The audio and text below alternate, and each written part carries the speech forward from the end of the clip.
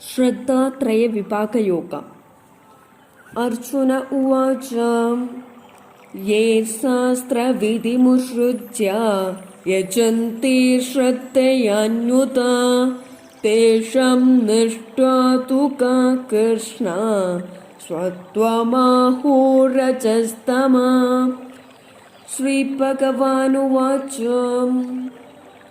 त्रिविधा भवति श्रद्धा देहिनां स्वभावजा सत्त्वगी राजसी चैव त्वामसि चेति तां शृणु। सत्त्वानुरूपा सर्वस्य श्रद्धा भवति भारत।